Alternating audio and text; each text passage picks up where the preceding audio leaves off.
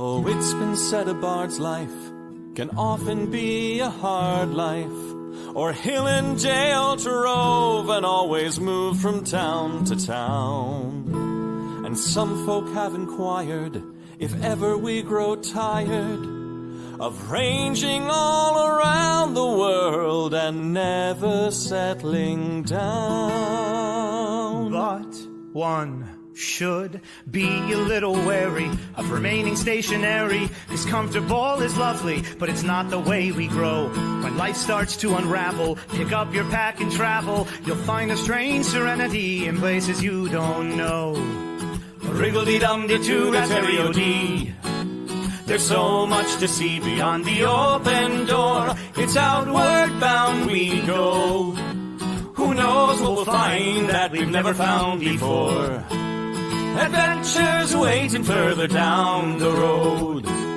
It's waiting for you further down the road.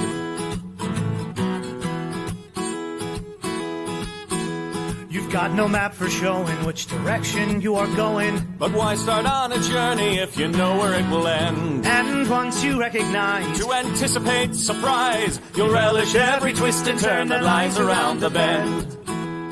Wriggle-dee-dum-dee-doo-da-terry-o-dee-da-dee-da-dee. There's so much to see beyond the open door. It's outward bound we go. Who knows what we'll find that we've never found before. Adventures waiting further down the road. It's waiting for you further down the road. Lie-da-lie-da-lie-da-lie-da-lie. Lie-da-lie-da-lie-da-lie. Lie-da-da-lie-da-lie-da-lie-da-lie. La-da-da-lie-da-lie-da-lie. La-da-da-lie-da-lie-da-lie. The world has got its demons. There are many reasons why you'd find it harder to be brave than be afraid. But every life could use some danger. Every friend was once a stranger. Ships are safe in harbor, but that's not why ships are made. Wriggle-dee-dum-dee-doo-da-terry-o-dee. Dee-dee, a fwit-dee-dee-dee-dee. There's so much to see beyond the open door. It's outward bound we go. Who knows what we'll find that we've never found before. Adventures waiting further down the road. It's waiting for you further down the road. Lie-da-lie-da-lie-da-lie-da-lie. Lie-da-lie-da-lie-da-lie. Lie-da-lie-da-lie-da-lie-da-lie. La-da-da-lie-da-lie-da-lie. Adventures waiting further down the road. Let's go! Lie-da-lie-da-lie-da-lie-da-lie. Lie-da-lie-da-lie-da-lie. Lie-da-lie-da-lie-da-lie-da-lie. La-da-da-lie-da-lie-da-lie. La-da-da-lie-da-lie-da-lie.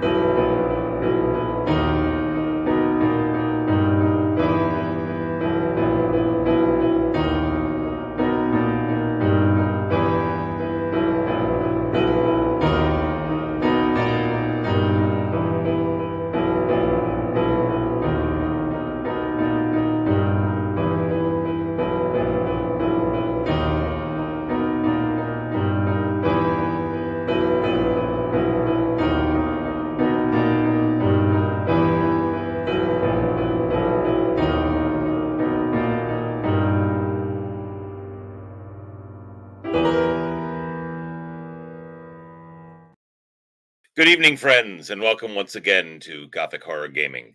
I'm your host, the Gloom Master, and tonight we'll be pursuing our horror adventure that we began last week, set in 1936 in the South Pacific. Before I get too far along, however, I do want to remind all of you that this is, in fact, a horror game. There are scenes of death, blood, violence, dismemberment, violence toward minors, both spelled with an E and an O sometimes. Um, Creatures of common phobia, that sort of thing, body horror sometimes. So if that is not exactly your cup of tea, we understand, but be aware that if you stick around, that is what you are in for, a horror game, tabletop role-playing game played for you live right here. Before I go any further into the game itself, I would like to thank our sponsors. First of all, we'd like to thank Wren Adventures, wrenadventures.com. They just recently got back from their tour in England and Scotland. But our next one coming up is in New Orleans, December 5th through the 9th of this year. Come on down. You'll have several Renaissance Fair performers who will be your dungeon masters, guiding you through games, and in between you'll be taking tours of all sorts of places in New Orleans itself, and it culminates in a trip to the Louisiana Renaissance Fair at the end of that week, and a little bit of a backstage, not backstage, but a little bit behind the scenes with some of your dungeon masters who are actually performing at that Renaissance Festival, me included.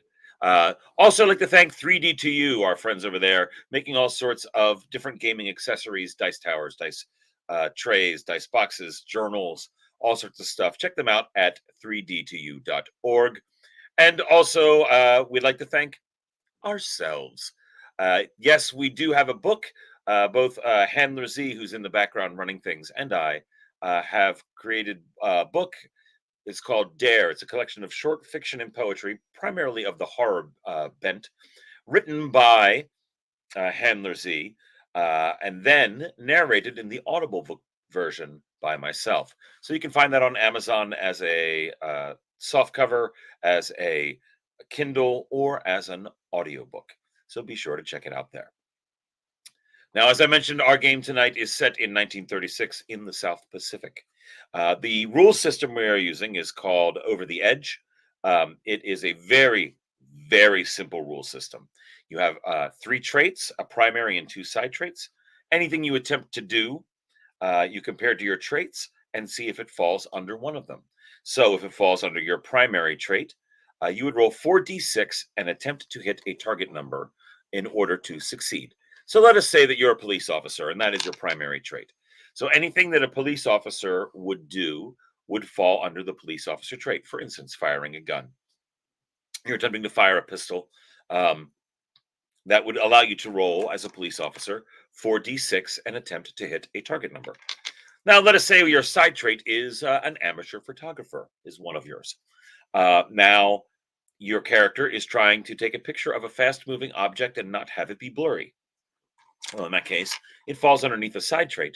You would roll 3d6 and attempt to hit a target number. If it doesn't fall under anything, you would roll 2d6, for instance, rewiring a circuit board. In that case, you would roll 2d6 because it does not fall underneath any of your traits. You, in Twitchlandia, can help by spending your Twitch points in order to provide helps to our players or to myself as the game master. You do that by declaring it on the side, and Sir David Percival is on the side over there helping us out. Thank you, Sir David. Keeping track of your Twitch points, what you're spending them on, and how many helps everybody has. And you can see right there, our characters and myself, Gloommaster, we have various tallies of how many helps we have available to us. When the players want to use a help, they declare before they roll, and that enables them to use an additional die. So let us say that our police officer is attempting to shoot his gun, but it's a very difficult shot and he really needs to make it. So he declares he's going to use a help. Instead of rolling 4d6, he will now roll 5d6, but he will pick the highest 4 in order to hit the target number. They're not all cumulatively added together. This does, however, increase the odds of higher dice roll numbers, more chances for 6s and that sort of thing. So it will boost their score. That is essentially the game. That is how it works. It is that simple. Now then, the universe we are set in is called the Chill Universe, originally created by Mayfair Games. And the Chill Universe, the supernatural is real. It exists. It is in the background. It is not general knowledge. But there is an organization that is fighting the unknown, as they call it. They call the supernatural the unknown. It is usually very powerful. very dangerous, and very often very evil. This group is called SAVE, the Society of the Silver Way. It is an independent, non-government organization attempting to combat and contain the forces of the unknown on Earth. Our players in this particular adventure are members of this organization. They are past agents of SAVE who have been called together by the director of SAVE, one Arthur Gordon Pym, in order to find the body of Ferdinand Magellan. It has come to light that the Ferdinand Magellan was carrying a potentially cursed artifact upon him when he died in the Philippines in 1519. Almost said Arthur Greenleaf Holmes. Yes, no. Gordon Pym is his name, but rather this artifact is on the was last known to be on the body of Ferdinand Magellan. Ferdinand Magellan was killed in the Philippines during his circumnavigation of the globe. His body was never recovered. And so our players, at the behest of Pym, are out searching for this body to find this cursed artifact before it falls into the wrong hands. It is a silver key of some kind. So it is 1936. It is October. The monsoons have just ended. Our players were originally in Manila, and they have since flown to Mactan Island, just off of Cebu City, in the center of the Philippines, where they have learned that Mactan Island is the place where Magellan fought and died on the beach. Now, let me bring our players in one at a time to find out what they are doing, how they are doing, and what they are thinking of what's going on. Let us start with Montana Smith, our resident archaeologist, who is looking for this artifact. Montana, what do you think? Well, hey there, Gloom Master.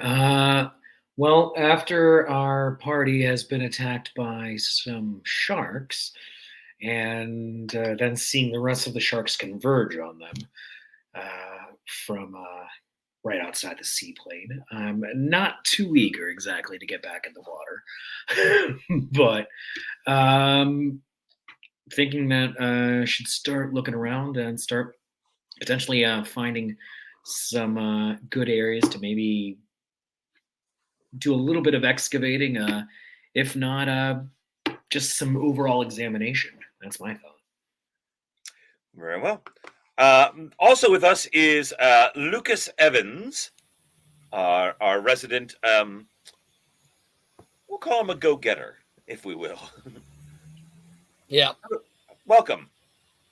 Oh, sun's out, guns out. I have a gun out. I see. Yes, the sun is out, and I have a gun out. It rhymes. I was bit by a shark, or no, shark knocked me down, and then that hurt a lot. And then what hurt even more is how it got better. But I'm walking, and it's painful. And yep. Your knee was dislocated by the tail of a shark, and then the doctor put it back in. Yep. My patella is backwards now. Very good. It is concave instead of convex? Yes. Not very well. I look forward to dancing. Let's talk to the doctor. The doctor who fixed you up. She did. Bonjour. I will translate. Hi there. Why, thank you. Your services are not necessarily required. Mercy buckups. No. Keep trying, darling. Keep trying. Maybe you should go back to school. Anyway, so here we are on this island. And I would say that the sharks are a little bit acting strangely, yes.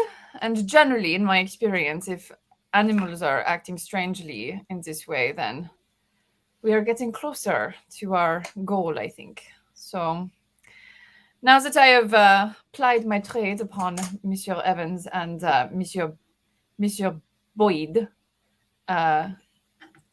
there's not much else for me to do at the moment. So here we are. Very well, Dr. Sabine. We also have your very own the float plane pilot, Speedy Pete Boyd, looking epically off into the distance. Yes. Yes.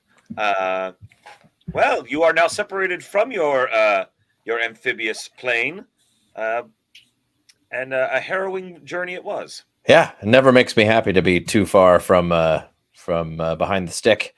But I did get us here. We anchored the loon, my aircraft, in the lagoon, and I was bit by a shark coming ashore. And the good doctor was kind enough to fix me up almost as well as when we started. Yes, for those of you who are unfamiliar with what a float plane looks like, it looks a little something like that. In fact, this is the exact model. It's a Belanca CH300, I believe. It is indeed a Belanca CH300. Mm-hmm. Very, it's a good plane, very reliable, good range. Yes, it was very popular for those of you who are history geeks for flying in the back bush country of Alaska. Mm-hmm. And it was also used with Hawaiian Airlines. Used it for a number of years, ferrying people among the Hawaiian Islands. But here we are. You are safely on Mactan Island, the island where the history books have it, including the one that Montana Smith was looking through, that Magellan was killed fighting a bunch of islanders here that he was trying to subdue on behalf of other islanders who he had converted to Christianity. And he was trying to show off, waded ashore, and was killed. His body never recovered. So now that you are here, what would you like to do next? Well, since we're here, I think we should start potentially finding a spot to excavate. Now, obviously,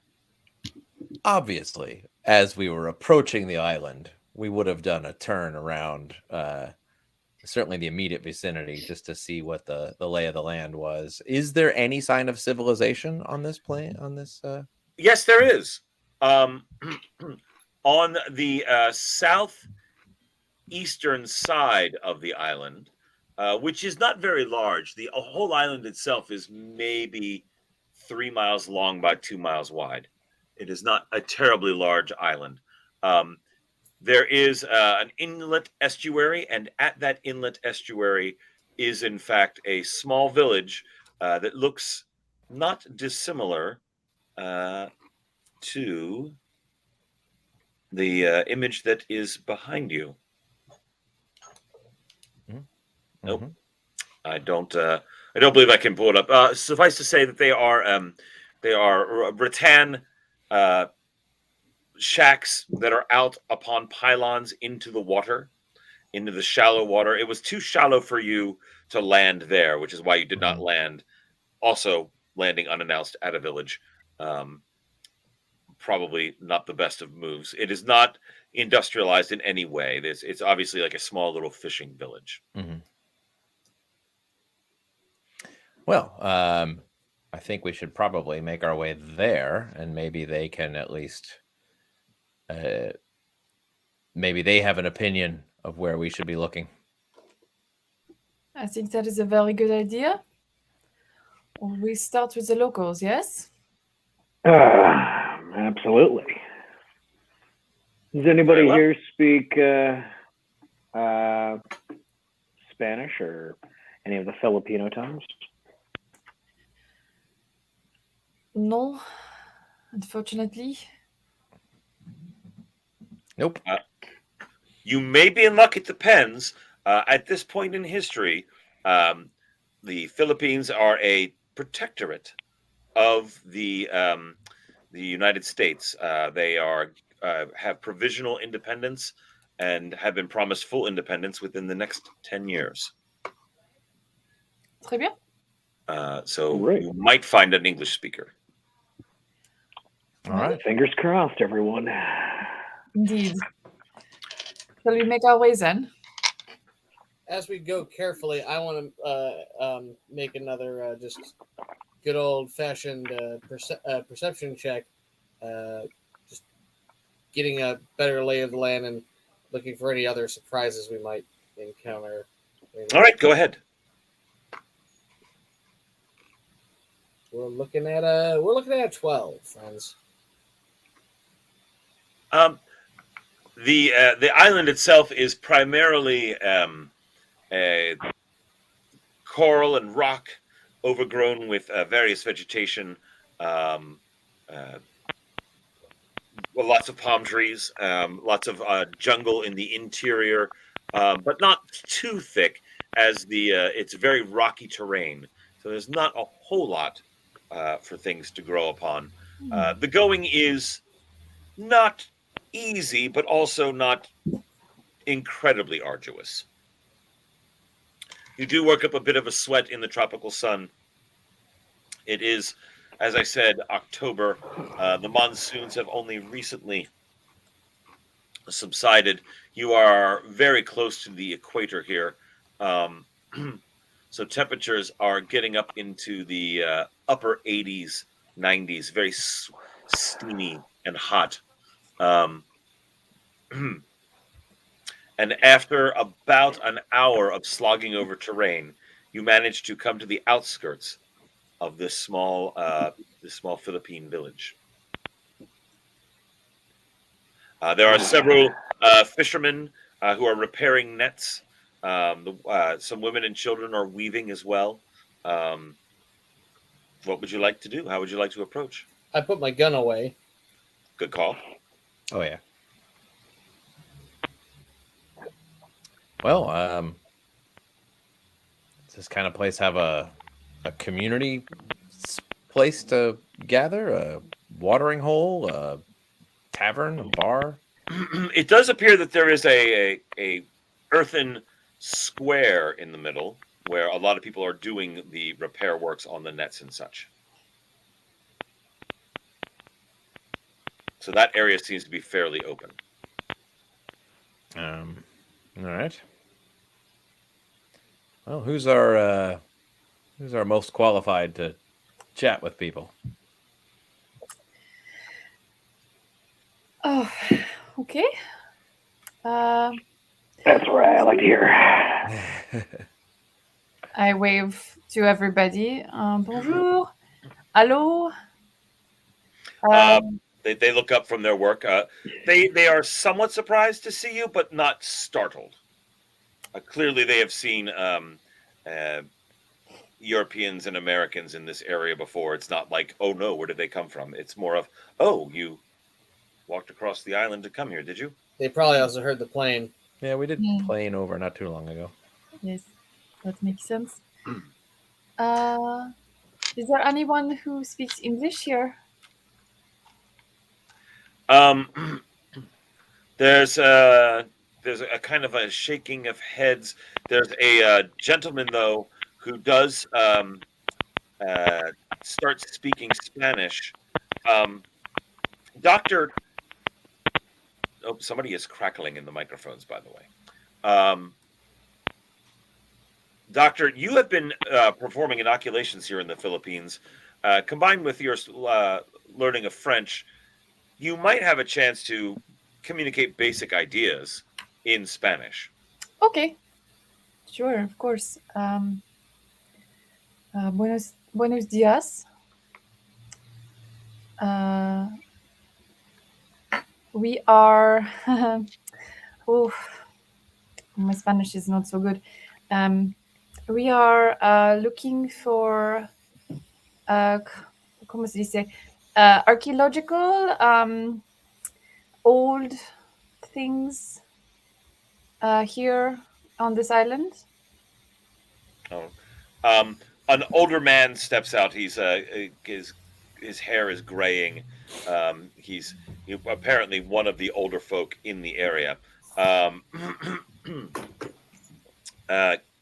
Go ahead and roll me 3 dice to try to convey your meaning. Okay. 12. A 12. He seems to understand that you are looking for something very old on the island. See. Ah, claro. ¿Dónde está? Where is the old thing? Where we could find that? He is apparently very confused as to what old thing in particular you are looking for. Can Magellan? you say Oh. Yahweh Yep. de Magellan? He looks at you. He says, Magellan, see, Yahweh, no. Magellan? Magellan. Sí, claro. Magellan. Yeah. Oh, he just shows up his hands as if, of course. And then he starts rattling off something. Doctor, go ahead and give me a roll and see if you understand this long explanation he suddenly rattles off to you out of nowhere.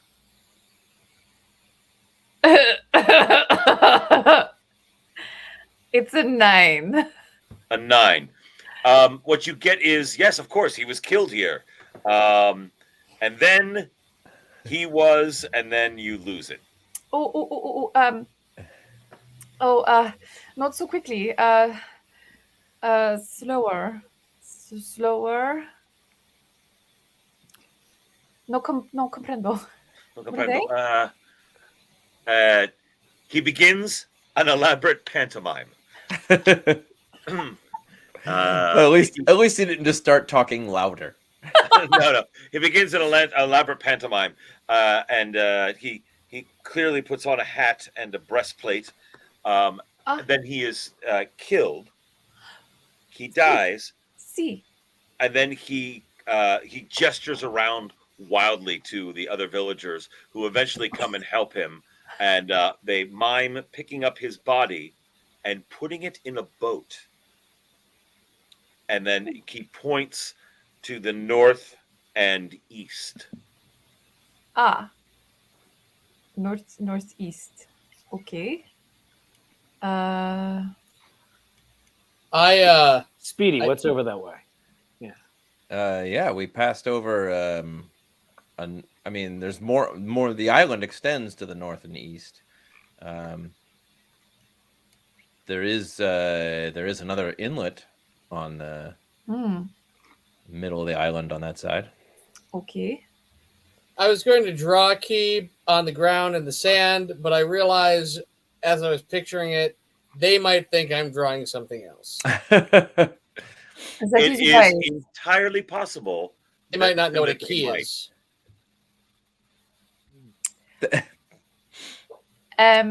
Okay. Can you ask if he was sailed away to another part of this island? Actually, Mr. Evans, you have that's a capital idea, believe it or not. I'm not going to draw a key, but I'm going to draw the island. Oh. Going to draw the island in the sand. See. Okay. I tried to convey that message of on this island or another island. Just to give you an idea, I'm drawing a rough sketch of what this island, the general shape of the island is this. Yeah. Okay. All right. That inlet part up over here is where you landed. Yep. Oh, okay. All right. You are down over here now. Okay. And he's directing up to here. The nubbin. Pointed. The finger, if you will, of the island. And he's like... Nope, the technical term is nubbin. Nubbin. Very well. I will inform Oxford. Yes. Okay. I agree with the pilot. Rand McNally. I also want to say, yo soy una doctora. I'm a doctor. Do you have any sick people? Any people needing care? His eyes get big, and he gestures you over. There is a young man who apparently broke his left arm. Oh, It is splinted, but poorly. okay. I would like to take care of this gentleman really fast, as fast as I can. Go ahead. I don't think that it's out of. They helped us so much that it would be remiss of me to not ply my trade here. I think I would like to take a look. Is it apparent to me if it is newly broken, or is it has it healed a little bit? It's relatively newly broken, like in the past day or two. Okay, but it probably needs resetting. It probably does need resetting. Go ahead and give me your physician roll in order to reset and the arm well enough. A 21. Yes. 21. You actually feel how the bone is broken. Mm. And with a slight grinding, you get it to match back up perfectly. He squeals in pain briefly, and then his face calms down as the bone perfectly lines back up at the break. And you were able to bind it together very, very securely with the splint. And they are, suddenly his thumb is healed. He apparently is thrilled. Is thrilled with it. The pain is gone for the most part, and it is set as good as you could in a hospital. Ah, très bien. Okay. They are very grateful. De nada, de nada. The old man is very pleased, and he gestures that he will take you to that end of the island. Oh, gracias. What is your name? ¿Cómo te llama? You eventually get that his name is Dewata. Dewata. Dewata Manasala. Dewata Malasawa. Okay. Merci beaucoup. I will put that in the chat so you have it. Excellent. Please and thank you.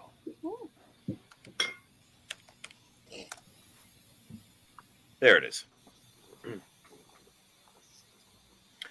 He gestures you. He grabs a little water skin and gestures for you to follow him, and he leads you back up the coast. Outstanding. Very well. You get to to that projection that I mentioned. As you start to get at that narrow section, the island at that point is only about this stretch of land is maybe 500 feet wide, and then projects out another good 2/3 of a mile beyond, almost directly north and east. It becomes rockier, and there are recessed caves you can see in along the edges that the sea has worn in. That there are underground caves, clearly tidal in nature, all riddled throughout here. While we're walking, so just make sure I'm getting it. Essentially, we're going kind of past where we landed, right? A little bit. You come close to where you had been landed. I want to, just the sharks. A word for sharks.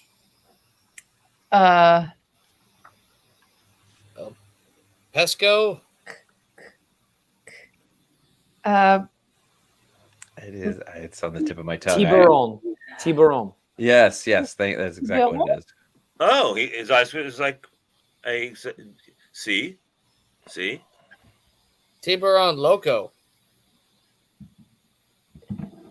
Loco. Sí.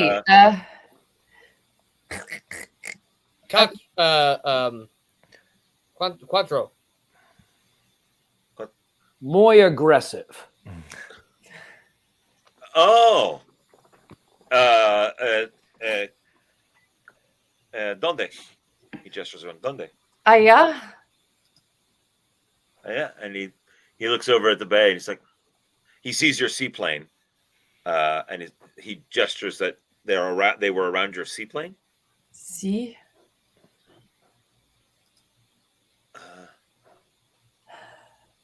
Well, Okay. he does. Yeah, it appears to be a mystery to him as well. That is, he does not know of anything special about the sharks around here. Oh, It seems strange to him as well. Well, that's information in and of itself because Yeah. this is clearly a new behavior. So, hmm. and might be a one-off or it might be a new problem. Mm.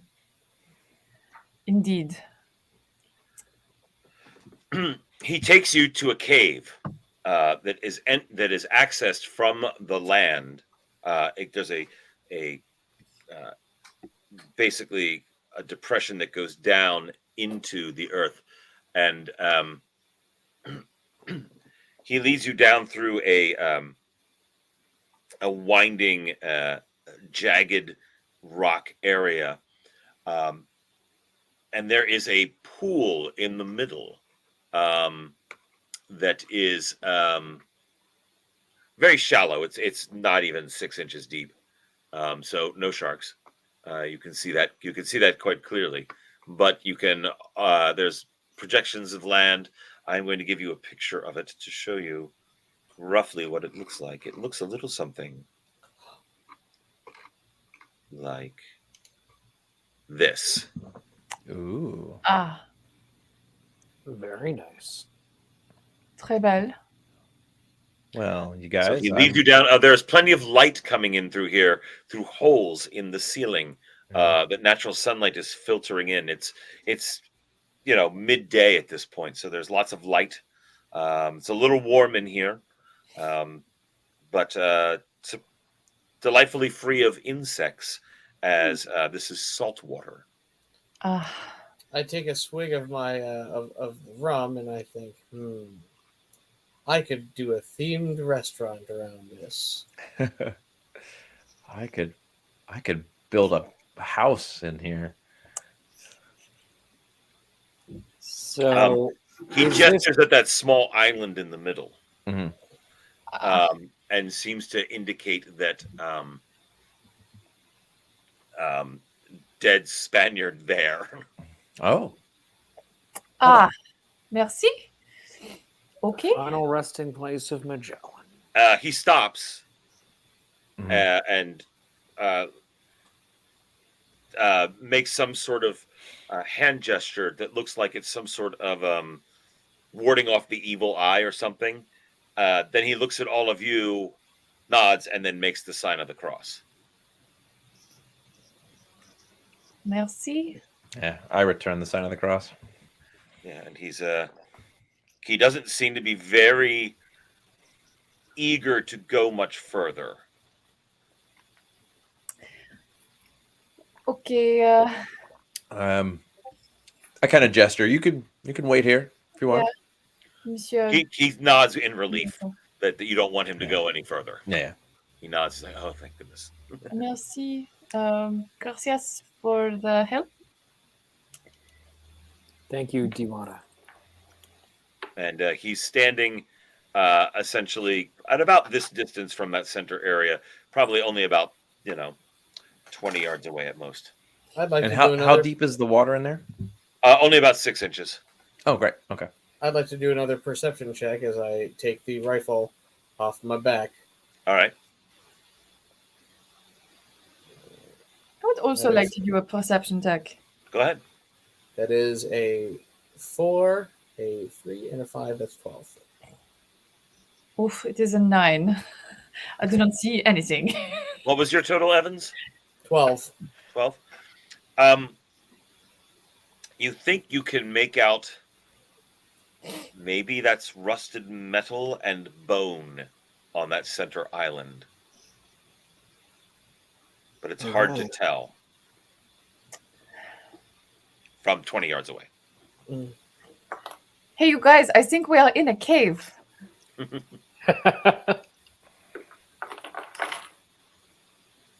Doctor. Well spotted, Doc. All right, Monty, this is kind of your jam, right? You Absolutely. is there like a proper way we should do this? Is there? Well, that's why I Do have you need to? a kit in my bag here.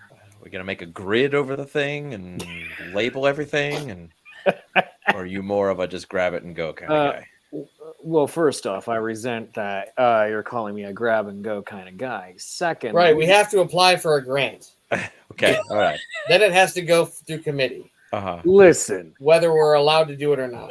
Pen So let's is just wait here. pen Pending isn't involved. authorization. Pen isn't involved. All of their main grab and go activities This are is in part of the Egypt and curriculum. Greece. We have So- to add this as part of the curriculum. I think we already got the two-term time waiting from list, Mr. and then Pym. until we change it. He's had the Listen. syllabus on file for over 2 years. You can't just change that now. Do I tell you how to run crappy pop-up You- restaurants? No.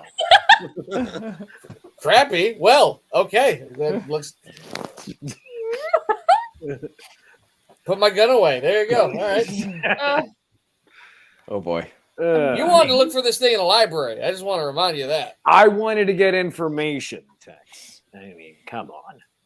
okay, All right. shall we just go to the island now? Absolutely. Okay. Well, look. I want to make sure there are no leech. No, this is salt water. Never mind. Saltwater, no leeches. Okay. However, thousands of lampreys. And Yeah, oh no. no. Though the water is clear, you do not see much living in it. Venomous urchins. You do see a couple small crabs walking around, but nothing major. Okay. You approach the little island, and as you get closer, you can see that it looks like that there are several skeletal remains in rusted armor. Archaeology perception check. Go ahead. Several, as in more than one person. Correct. More than one person. All right. 14. 14. You're at a distance of about 10 feet away from them, and you're looking at them. They are definitely Spanish-style, rusted and dented Mauryan helmets, and definitely Spanish-style breastplates. There are bleached and partially encrusted bones inside of them, as if when the tide gets exceptionally high, it washes over them, but not on a regular basis. Ay, Dios mío.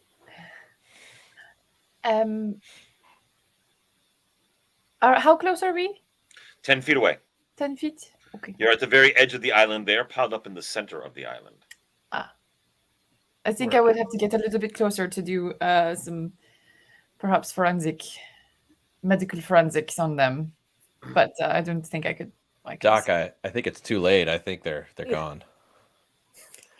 What? No, I can save them. All right. So Live, damn it. Live. You've never given up anything before. Don't you give up on me now? Well, we found remains. Let's get out the paperwork. who invited this guy? Seriously. So you are, Dr. Sabine, you are getting down to take a look at them? Yes, I think I'd like a little bit closer. All right, you're looking at them. It's hard to tell what's on them. Like I said, they're in armor.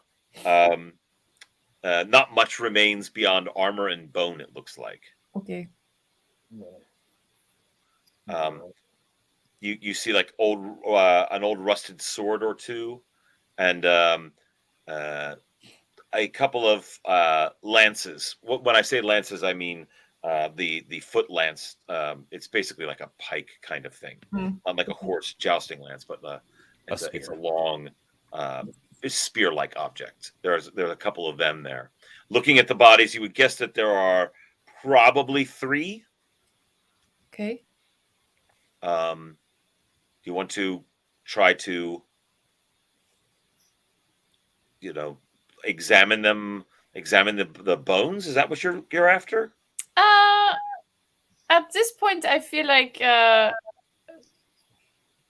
this goes a little bit beyond my expertise. I was just trying to see if they maybe like had signs of trauma or something like that. But I mean, I think this is more of a Dr. Smith's territory. All right. Everything So- attached, like they have a head. They all Yeah. have heads. Yes, taking a look, all of these skeletons have heads and have all 4 limbs as well. And well, we'll divide by 5. And then... heads are attached. They weren't severed and then placed. It's hard to tell from here. It doesn't. Perhaps it doesn't look like they were removed and then reattached. Well, I'm going to go up and get a much closer look. Okay. I'll come with you. What are you looking at? What are you trying to do with these skeletons and armor? Looking just to see, just as Dr. Clement said, if they were victims of like blunt force trauma, or if maybe they just died in here on their own. Very well. You're taking a look at the bodies, and they are clearly, to your archaeological eye, they are laid out in a much more ceremonial fashion. There's no way that they just all happen to die and fall directly next to each other. Nor did they, in all likelihood, just randomly die here and happen to fall next to each other. Or die in their sleep, curled up with each other. They are deliberately laid out. They are slightly disordered, obviously, on extreme tides and storms. It washes the bodies around a little bit, but they are surprisingly intact. Any sign that they were initially buried and the tide took away the earth that they were in, or were they just on the mound? You take a look down at them, and it looks like they were placed on top, and it's not that things have eroded away. They were placed on this island at some time in the distant past. You see a glint. It looks like it might even be of like a different metal that is not rusted around the neck of one of them. All right, the center one. Gonna make an examination on that. Well, it's underneath. It's inside the breastplate. You just kind of see. So it's around its neck and inside a rusted metal breastplate. All right. Well, I'm gonna get in there a little bit. Okay. So reach into the breastplate and try to pull up whatever it is. You pull up a very tarnished silver locket that is around the neck of the reposed skeleton, and as you are messing with it, it looks like it pops open. Oh.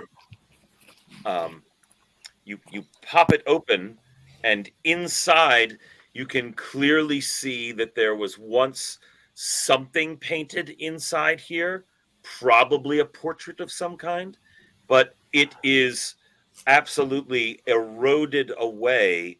And you're trying to hold it up to the light and get a better look when you feel 5 cold, hard fingers around your wrist.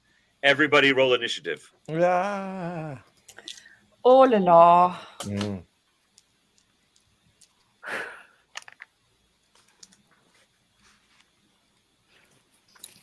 And then let me know what you got. I rolled an 11.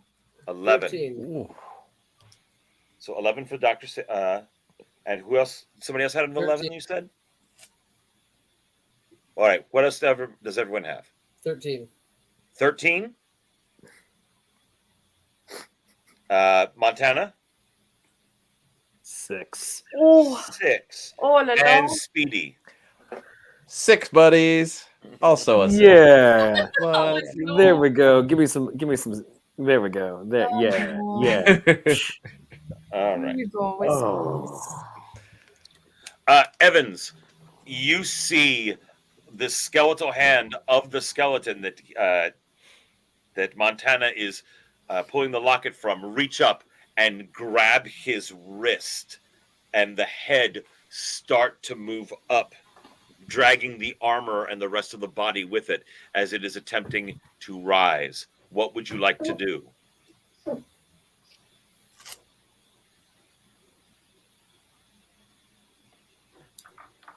I shoot. Well, I aim. So you take your gun back out because you had put it away. Not when I entered the cave. You actually said, I put my gun away. Did anyone else hear that? Oh, That was when we went to the village. That was when I went to the village. When I But I went to think when we were We pulled it checking- out when we went to the cave. All right.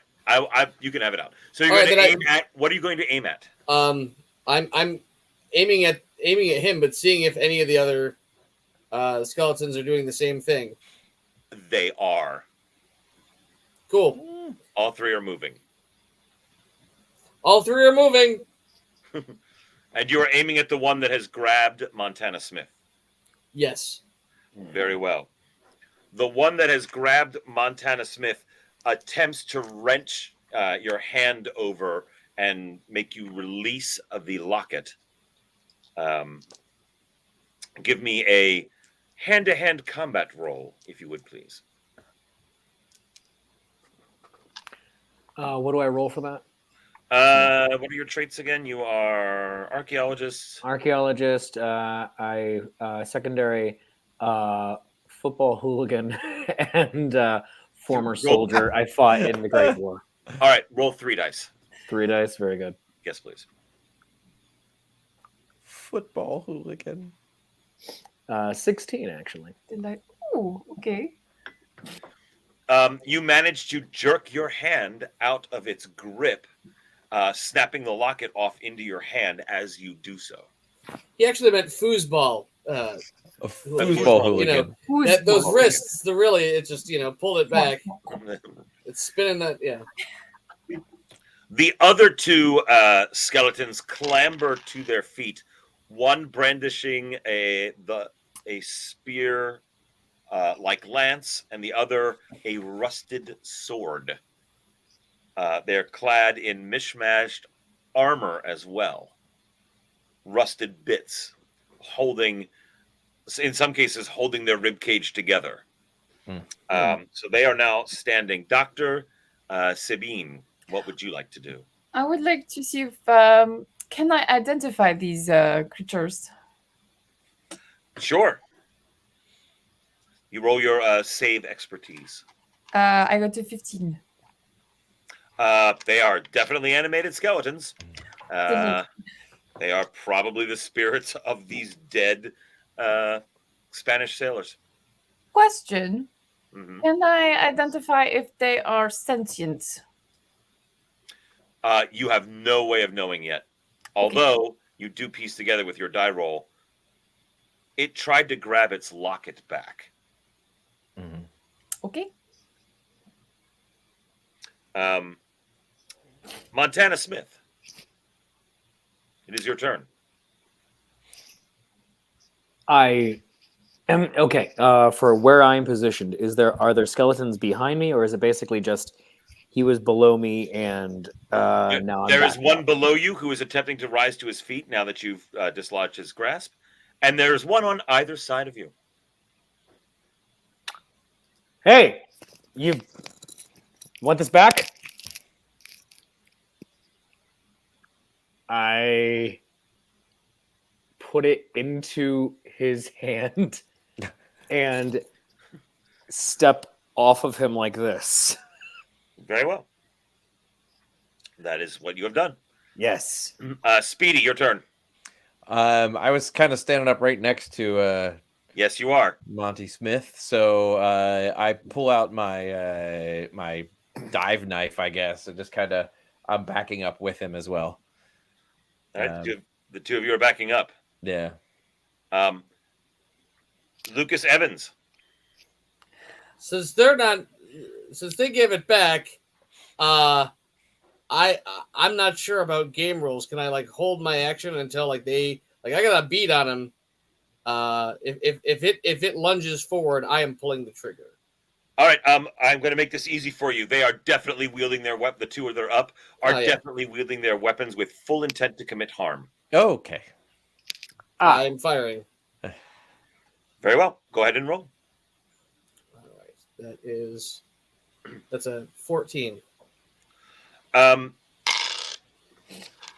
bullet strikes and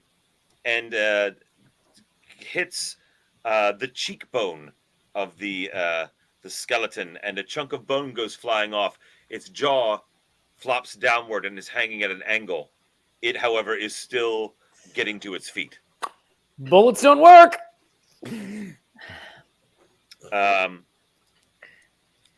The one under Dr. Montana Smith attempts to knock him over as it stands up. Go ahead and roll me your 3d6 again. Very good. Crap. 8.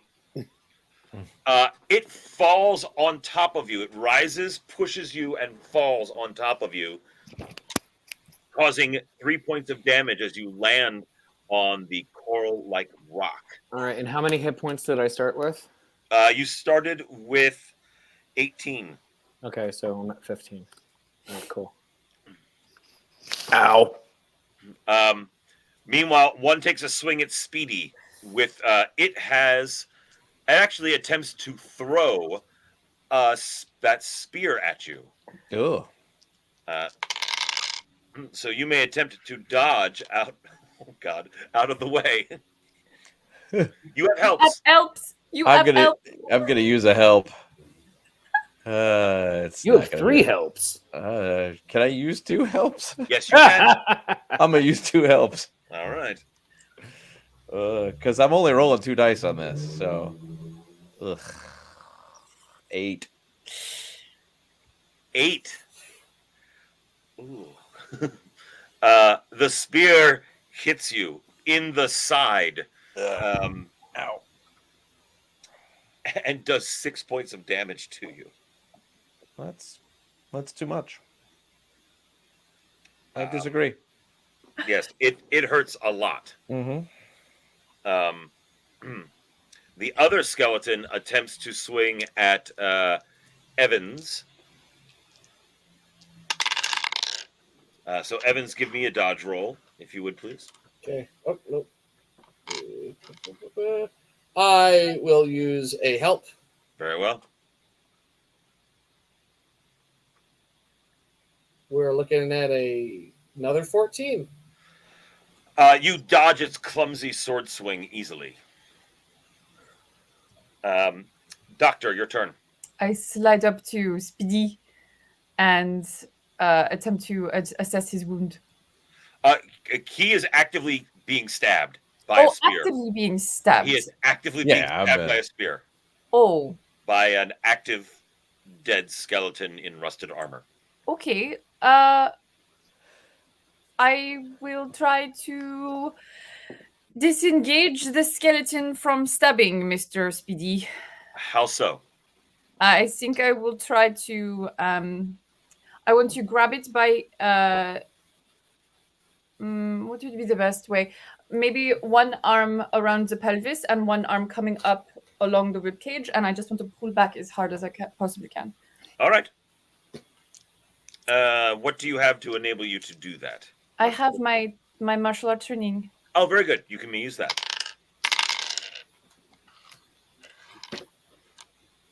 Oh, wait, hold on. I rolled the wrong amount. 12. 12. You manage to pull the skeleton away, ripping the spear out of Speedy's side in the process, causing no more actual damage, but quite a bit of pain. No.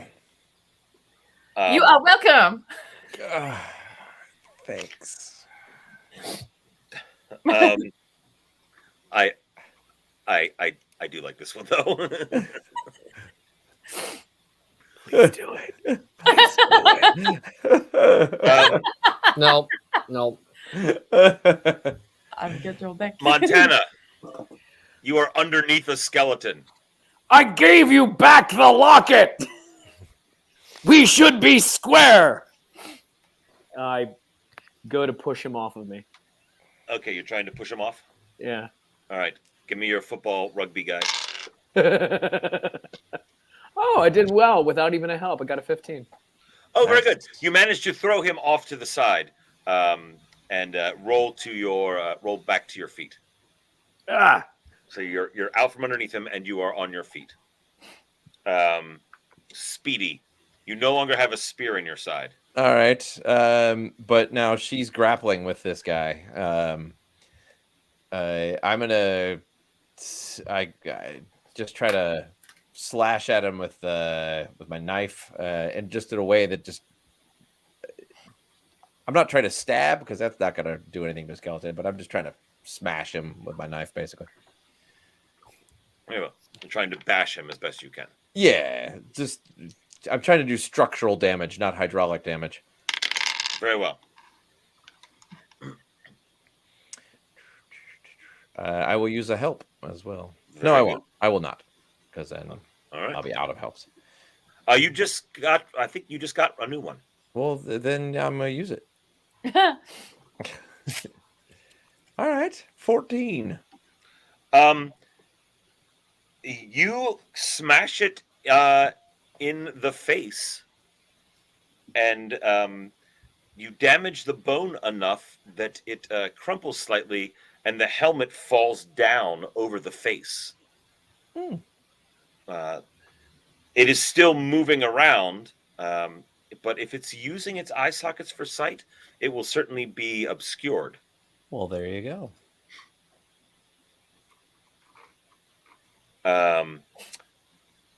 And Lucas Evans.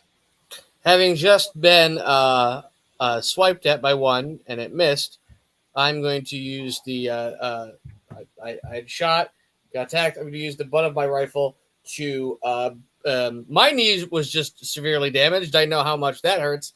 I'm going to break this thing's leg. I'm going to hammer it right down on the knee.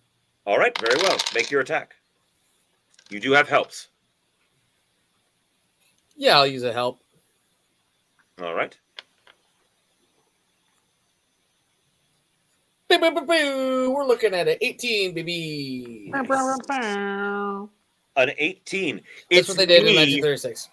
Its actual kneecap goes skittering across the cavern. The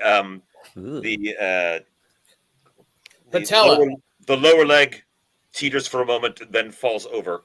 And then the whole skeleton teeters for a moment and then falls over. It is still mobile, but now it is on the ground, missing a leg. Ah, it's prostate. It is prostate on the ground. That is correct. I really question your knowledge of anatomy and language. The one on the ground attempts to grab your ankle, Lucas Evans.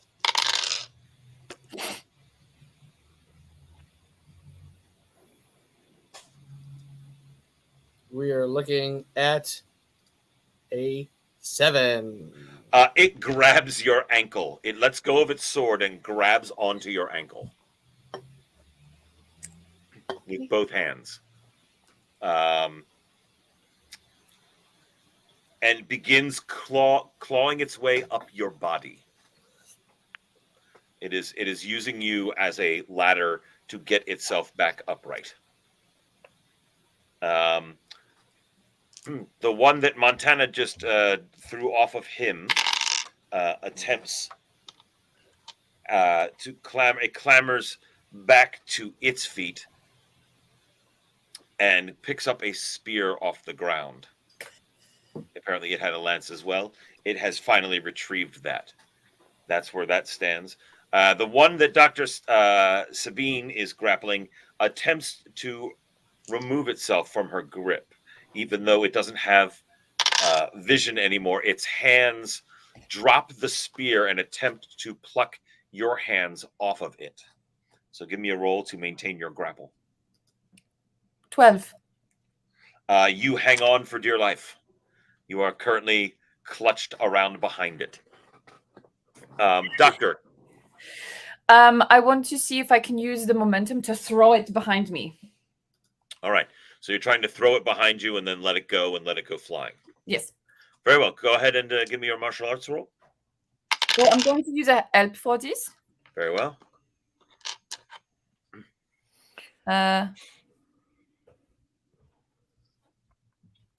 16. Wait, no, I'm sorry. Wait. Okay, hold on. 15. 15. Still, he rolled a 10. He goes flying across and crashes into one of those raised rocks and splinters into dozens of now immobile pieces. Oh no. Priceless artifacts destroyed. Nice move, Doc. What? Oops. Okay. Montana Smith. We can pick up his breastplate and send it to a collector later. All right. Are there any weapons? You'll never see them. Are there any weapons on the ground that I could grab? There is, in fact, a spear that one that was just shattered was holding at one point. All right. I pick it up, and I'm assuming that the one who I knocked off of me is still relatively close. Yes, and holding a spear as well. All right. I move to engage, taking aim at his head. So you swing the shaft at his head? Yes. Very well. Go ahead and roll. I'm going to use a help. Using a help. Very good. That's what you have them for. Oh, excellent, I think. 15. The butt end of the spear connects solidly with the helmet and jawbone of the skeleton, and it goes flying. The head goes flying across the room, rolling to the ground, and to a stop, the bones immediately collapse at your feet. Remove his head.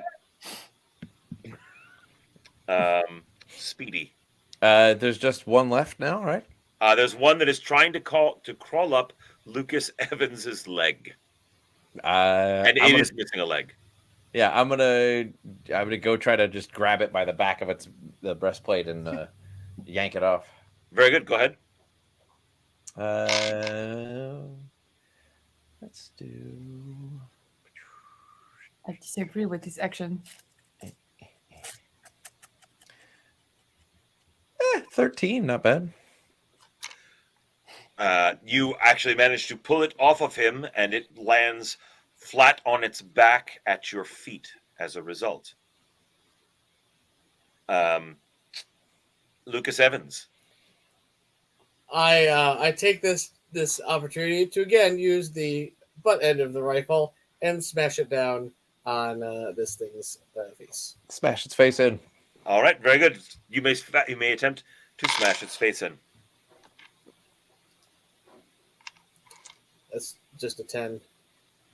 A 10? Yeah. You strike and it glances off of its helmet. It chucks its spear from a prone position at you wildly.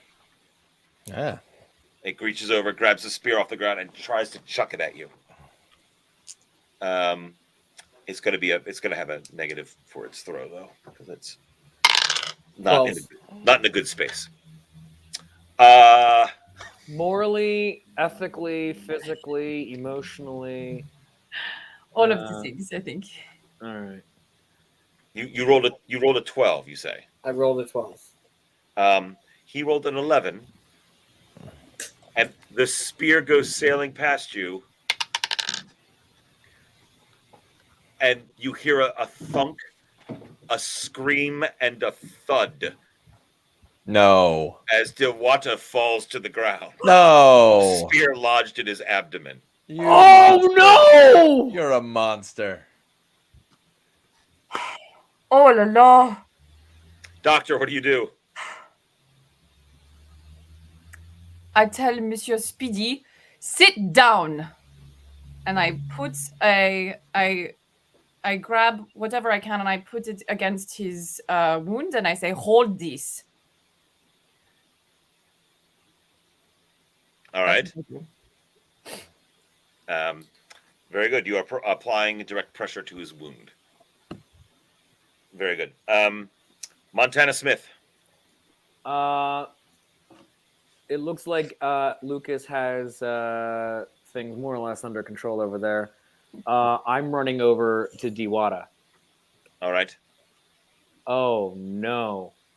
And I'm going to immediately.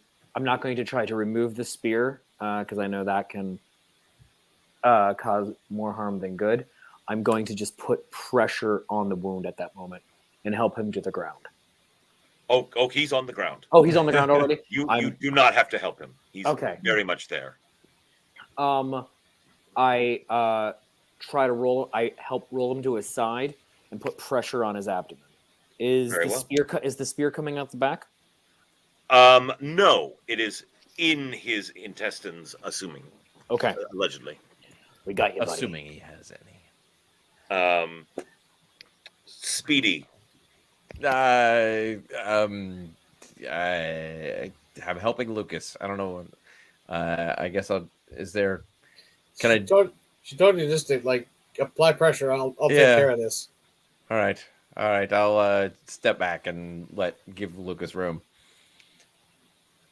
But also, right. I guess I'm holding an action, for lack of a better word. Okay, very good. And your side. Yeah, and my side. Lucas, go ahead. Yeah. Once again, with the butt end of the rifle. All right. Roll better this time. I got a 12 again. That time it was enough. You smash its head in, and it goes motionless. We are out of combat. Dewata is lying on the ground, gasping, blood trickling from his mouth, the spear very much lodged in his abdominal cavity. Doc, get over here. I am running with my bag All right. fast as I can. All right. Give me your surgeon roll to see if you can help poor Dewata. I'm going to use a help for this. Very well.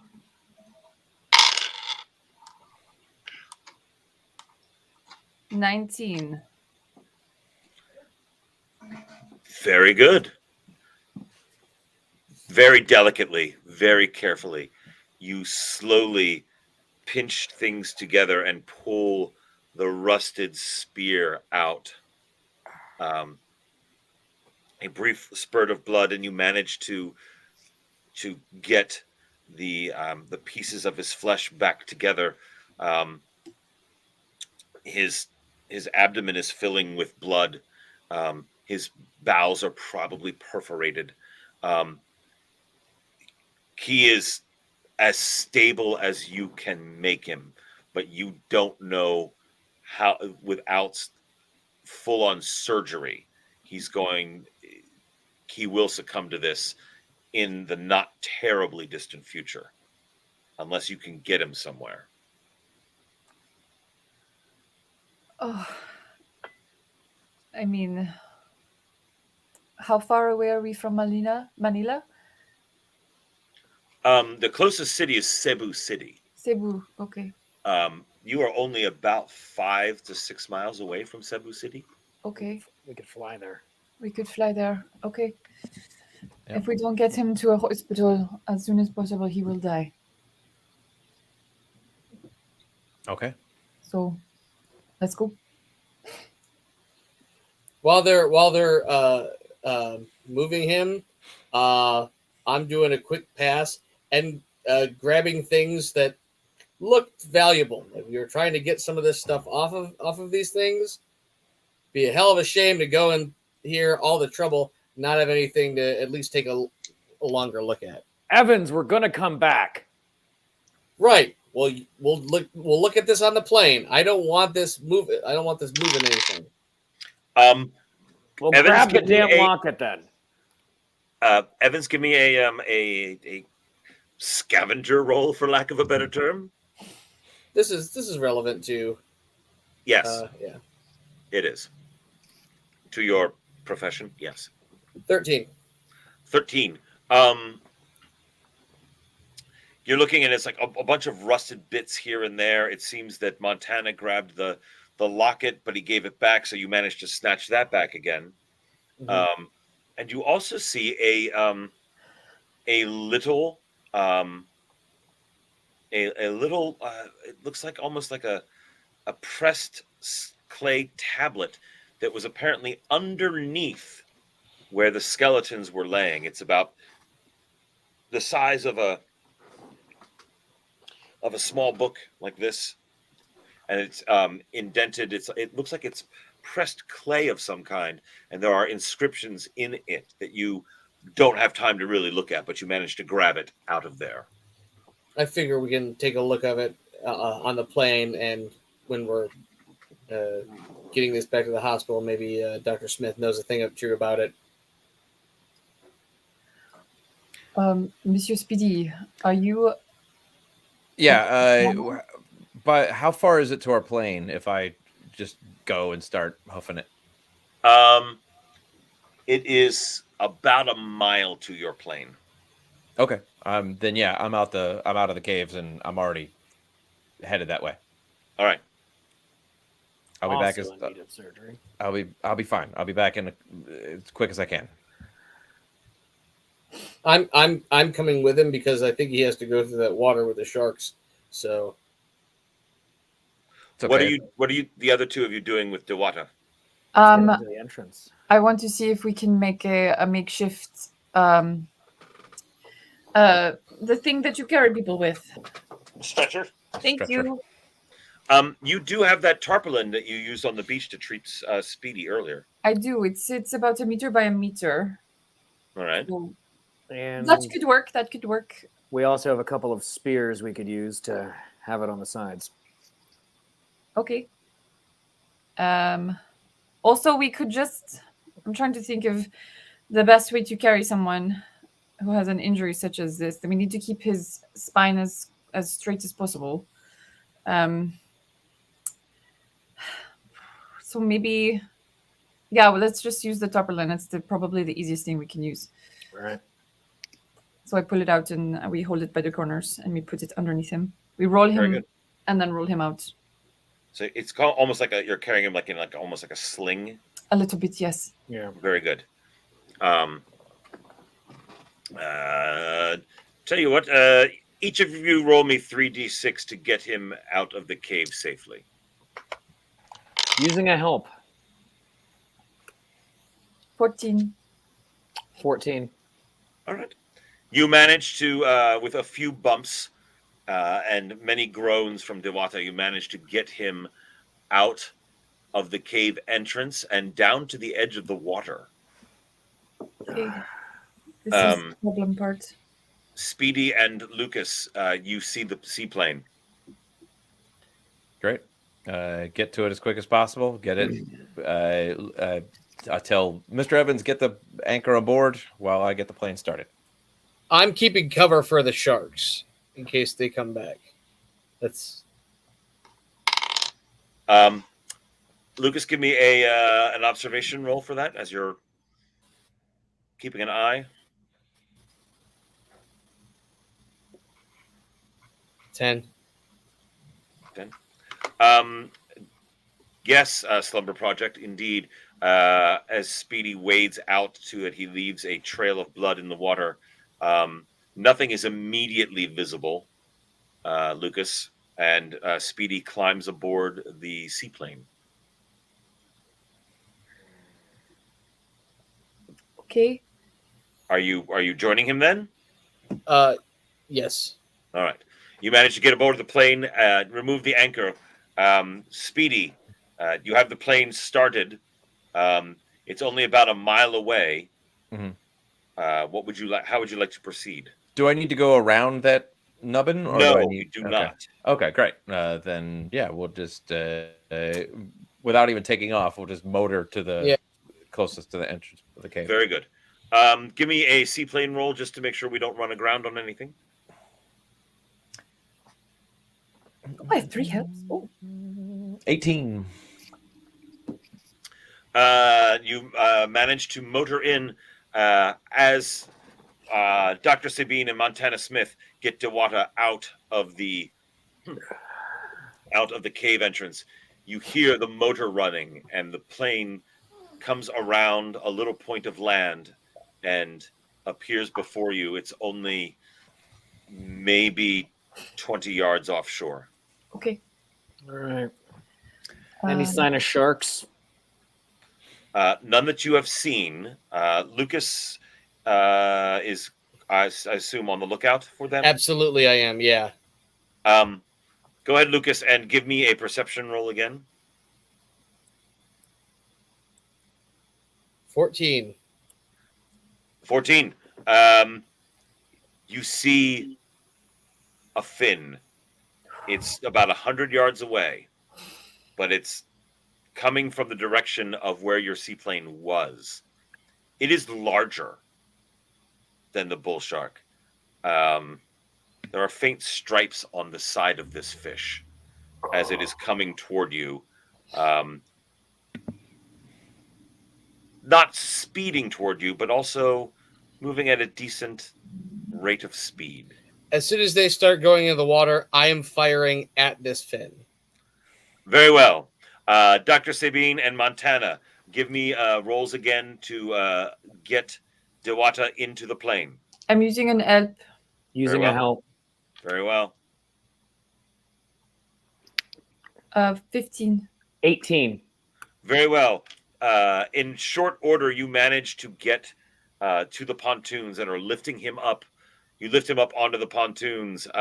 Speedy reaches down, helps you get Dewata into the plane. The two of you are standing in the water as Evans fires. Give me a roll, Evans. Another 14. The bullet pierces its protruding dorsal fin. Yeah. It shies away for a moment, circles around, and starts coming back as Dr. Sabine and Montana Smith climb aboard the plane. They are safely on board. All right. Everybody up. Let's go. Lucas is on board as well. Everybody inside. And we'll go to Cebu go. City. Yeah, let us go. It's a very short flight, only 10 minutes, maybe 15 to get to Cebu City, and across Mactan Channel. And there is a slightly larger settlement here. It's a proper city.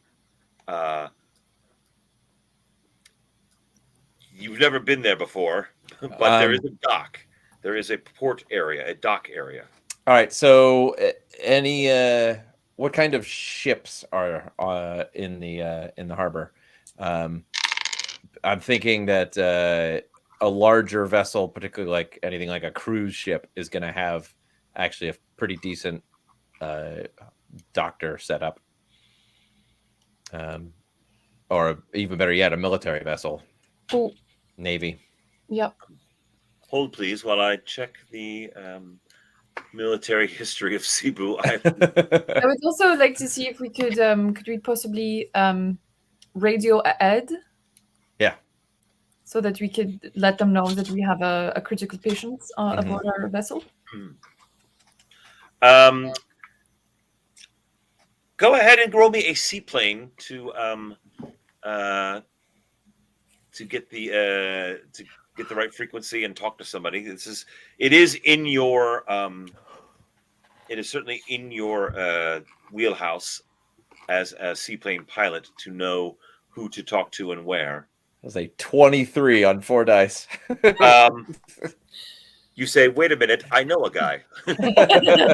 Hey, that's an IP, man. We're like Nat 21 can't pay for that. We Oh, can't use sorry. that. No, Like, Ignore right. the, Yeah. Lucas is gonna have our ass. trade dress. Ignore the trade dress. It is. There is, in fact, a naval base there. Great. Okay. And as a result, there is a U.S. warship, a cruiser that is docked there. It's a World Okay. War One era cruiser, Okay. but it is in fact a cruiser. Okay. I will radio them. Hey, we have a critically injured. First of all, yeah, we're U.S. citizens, and we have a critically injured companion, and requesting help. You are directed to land a short distance away and then taxi over the water up to the cruiser. The cruiser has a crane that reaches out over. Mhm. Many cruisers actually deploy seaplanes. Mhm. As a result, it easily connects with you. A rope ladder is swung aside. There are a couple of sailors assist you in getting Dewata aboard the vessel. I think this is the era where they're trying catapults on On cruisers. cruisers. Oh, That's right. amazing. They're catapulting seaplanes into the air. I would like to inquire as to who the physician is on board. Dr. Hansen is Okay. is the ship's physician. Dr. Hansen, do you have surgical experience? Yes, of course. I'm a little short-handed. A lot of the men are aboard shore. I shall assist you as needed. Perfect. This way. And he leads you into the surgical room. Let us roll your doctor skill and his to see if you can save Dewata's life. Okay, I'm using. Wait, how many ups do I have?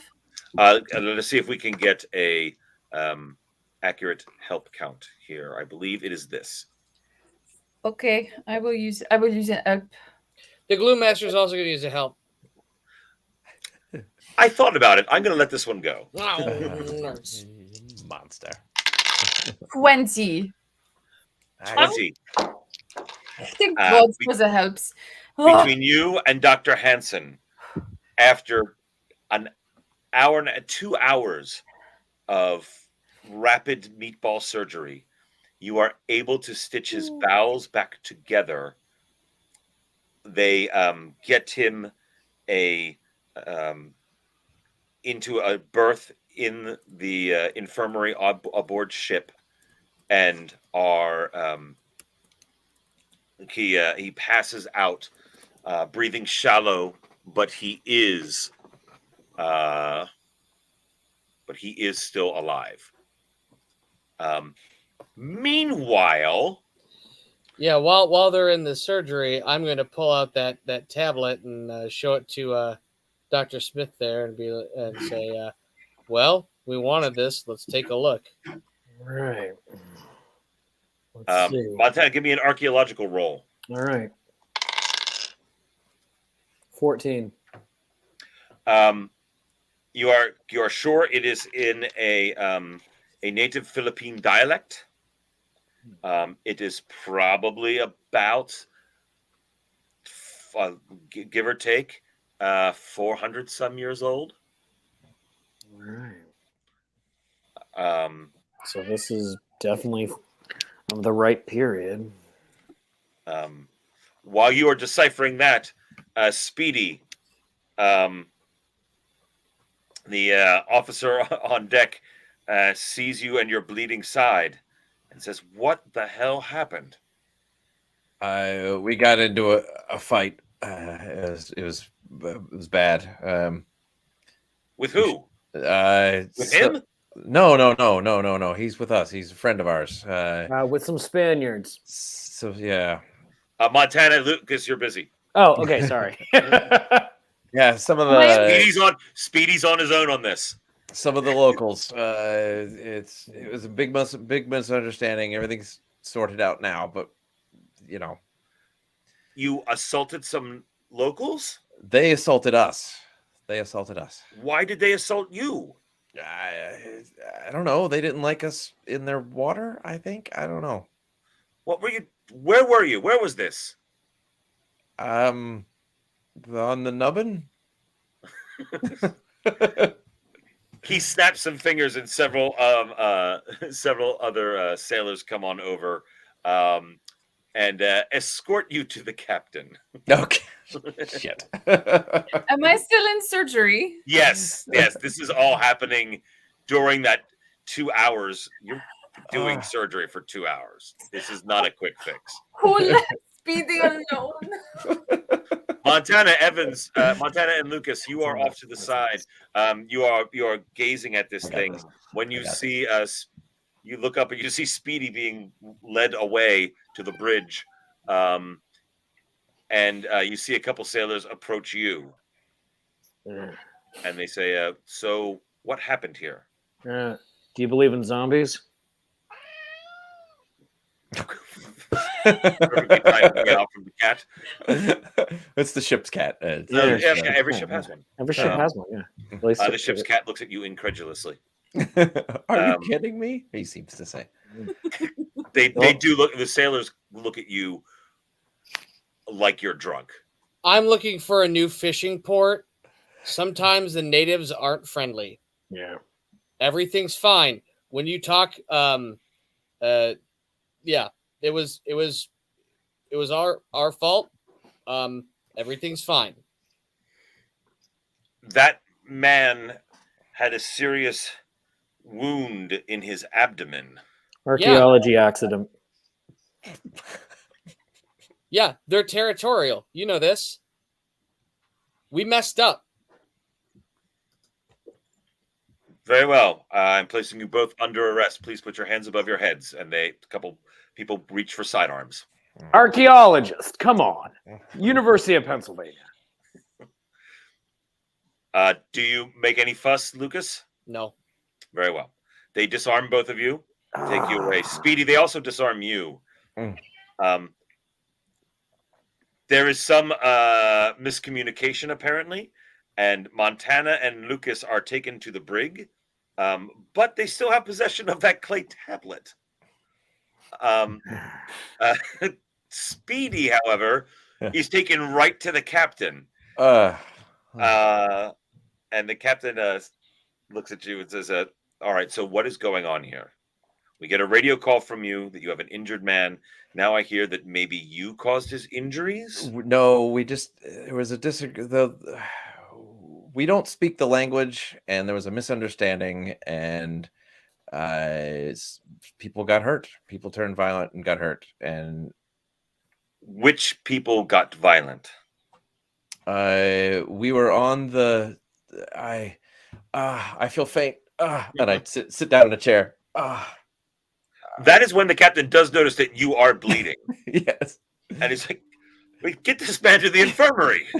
And they take Speedy. I swoon. They take Speedy to the infirmary. Dr. Sabine, you are busy in surgery. You do not see Speedy come in. And he is eventually patched up by one of the other nurses and the orderlies in the infirmary while you are busy with your surgery. Your surgery is much more dire than Speedy's was. Montana and Lucas, you are sitting there for a period of time. How would you like to spend that time? Here's the story. All right. I don't think you should be allowed to talk. Here's the story. All right. We gotten into we arrived at an island. Mm-hmm. We didn't speak the language. Mm-hmm. They attacked us with spears. Mm-hmm. Dewata intervened, spoke on our behalf. Mm-hmm. He was injured. At that time, he assured our attackers that we meant no harm. We took care of him. We brought him here. Just say Spaniards. All you have to do is say Spaniards. Spaniards. Good. Just say Great. Spaniards. Good. That's all you have to say. Spaniards. Come on. Very well. After a little bit of time, Speedy is patched up. Dr. Sabine gets out of surgery, and they get all four of you together. Bring you back to the captain. And the captain says, all right. Number one, do I have to worry about an international incident? Absolument no. All right. We're Americans. We're fine. Number 2, is I mean, there she's- anybody? Is there anybody else that's hurt besides this man and the man in the infirmary? No. That's not well. No. There is a No. He looks at Lucas. Do you have something to say? No? Very well. So only these 2 injuries these are the only 2 injuries. Oui. my leg got messed up, but it's fine. It was, yes, it was a little. He fell down. Okay. I lift up my leg and show the bruising. Very well. Where did the man in the infirmary come from? He is from a small fishing village, on an island. Monsieur Speedy. Yeah, over on Mac 10. All right, he's a Mac 10 fisherman. Yes. Very well. Are there any other fishermen or anything that are injured over there? I did help a man who had broken his arm, but that has nothing to do with this incident. You are a doctor. Oui, monsieur. And you helped somebody with a broken arm over there. Oui, and monsieur. they attacked you anyway? This was after. Oh, you fixed the broken arm after. This was all. Everything happened all at once, pretty quickly. We're all. Yes. I see. We should like. We all went our own separate ways. She's better with people than clearly we are. It is very true, sir. Here's what I'm going to do. I'm going to do my own research and investigate and find out what is going on. In the meantime, your seaplane will remain here with our vessel. You can go onto the mainland and rest and recuperate, find yourself somewhere to stay. I am trusting you, to your recognizance, to come back here tomorrow at 2 p.m. local time, and we're going to sort this out. Of course. I am keeping your seaplane as collateral for that purpose. Of course. Very good. I will definitely be coming back for that. Very good. In which case, we can escort you ashore, and I will see you tomorrow afternoon. He gets your names and writes everything down that you've said. Very well. You are now safely on shore, away from the ship. Okay. Doc, how'd things go with Dawana? Yeah. Well, the next 48 hours will depend. The surgery went well, but how he recovers is up to his body, I guess. All right. I want to see. We are bound here, yes? Unless we can find a boat. I can find us a boat. By the way, at this point, it's about 5 in the afternoon. All right, so we have less than 24 hours to to figure out what any of this means, and B, get our story straight. Of course. The good thing is that if the captain does investigate, send people over there to ask questions, there's no one to speak against us. Mm-hmm. The only thing is they will deny any, they don't know of an incident, so they will. Right. There's no one to. So they will. And No I one would to speak imagine against that us. if American soldiers go over there, they will climb up pretty quickly. But I don't know.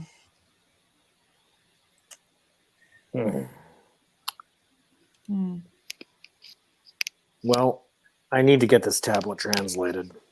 Yes. It looks like it might be Tagalog, so I don't speak it, but I recognize it, and I'm sure someone here can read it for us, and then maybe we can get a boat and go back to the cave. Would I know anybody in this area? Go ahead and give me a roll. Maybe you do. We're looking at a 13. You don't necessarily know anyone here. There's too much of a naval presence for you to get away with too much of what you would normally get away with. However, there is a private university here that you have heard of. There is the University of San Jose. You can always try the University of San Jose. Hmm.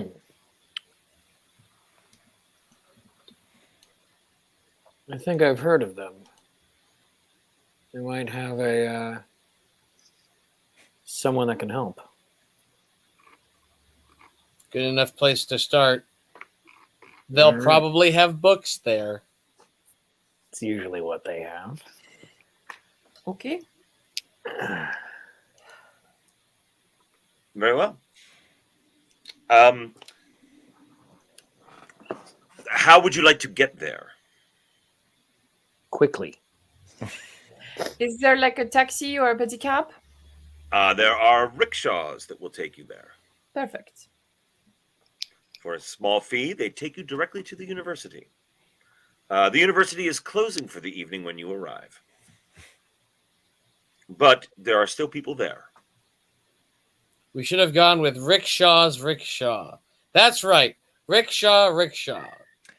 That's where they trick you into clicking on a link and you hear that song, right? Yes. Yeah. Call 1-877 Rickshaw. Okay, let us go to the university. Let us find somebody. All right. Is there anything mentioning specifically like an anthropology and archaeology and history department? The first thing you see is a sign that says administration, and it's a large building. All right. Head up there. You have caught them before they've closed the doors, but it looks like they are packing up. And a gentleman looks up and says in Spanish, "Can I help you?" Habla inglés. He stops for a moment. Yes, I do. Fantastic. Hi, I'm Dr. Zachary Smith of the University of Pennsylvania, and I was really hoping that somebody from your history department might be here that might be able to help translate a very old tablet that found while doing some work for the University of Pennsylvania. Well, let me see. Just a moment.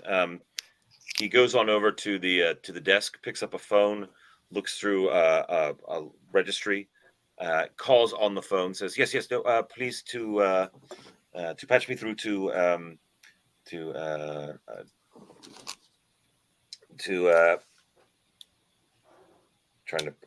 going to pronounce this name wrong. Merakit Pado. Dr. Merakit Pado, please. There's a brief exchange on the phone. And the gentleman comes back and says, "Yes, Dr. Pado is still in. He's in his office. It is that building over there." He points out the door because the building right there. It's the anthropology department right in there. Gracias, senor. De nada. And make our way over there. I think Very we well. should do, friends. You arrive at Dr. Merakit Pado's office. He's a middle-aged Filipino man, and he looks at you and says, Americans. Yes, see. Well, except for you, and he points at Dr. Sabine. Très bien. He immediately begins speaking in French to you, Oh, asking you how do you find his country. oh, c'est formidable. Oh, c'est he's lost. magnifique. C'est une petite. Ouf. Il fait très chaud ici. He goes on for a bit longer, and then says back to English, Dr. Smith, I'm so sorry. I rarely get a chance to speak French. How did you know? Unless I go to Annam. So please tell me, what brings you to my office? Sorry for the hour. Two questions. Yes. One, we have a tablet, looks to be about 400 years old. I think it's in Tagalog. I don't actually speak or read it myself. I'm hoping that you could translate. And then, Possibly. and then number two, hand him the tablet. How did you know she was French? He looks at the tablet. It's like, oh my, and he sets it down very, very, very carefully on the table. Good heavens, yes. And he goes and gets a pair of gloves, cloth gloves, out of a drawer. He says, "Oh, it's quite obvious. I'm an anthropologist, after all. There are certain cultural affectations, ways clothing are worn that Europeans do wear certain things certain ways, and Americans do not. And as far as French go, I could actually caught a whiff of perfume." Ah. You are very observant, monsieur. Well, only in certain things, I assure you. It is my area of expertise to understand human nature as best I can. This tablet, yes, it does appear to be quite old. I'm not good on the dating, but I would agree that maybe 400 years old. Let me see here. Let me see if I can make out what it says. Do you have any sort of context for this that might give me clues as to what it might mean? It was found locally. It was found where? Locally. Locally. I gathered that. Yeah. But any sort of context as to what it might be about? Have you heard of the Key of Magellan? I've heard of Ferdinand Magellan. Yes, it's a very, very famously died just over on Mactan Island over there. Exactly. You think this might be related to Magellan? It's a strong possibility. That gives me a starting point for translating. That is very important. So I know to look for these keywords. He begins mumbling to himself as he goes through. And eventually he jots down a whole bunch of notes. He stops and says, "Oh, I think that's it then." You see, the tablet was is written in a local language. It is quite old, apparently from around the time of Magellan, and it mentions the white arrogance, I think it says here, and something about disregard for traditions. He shall be punished eternally, not with his men, but rather on Tapatuan. I believe that is Tapatuan. Tapatuan. Yes, I believe in the modern language.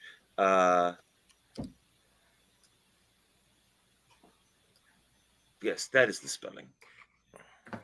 I believe you will find that it is. I'm putting it in the chat for you.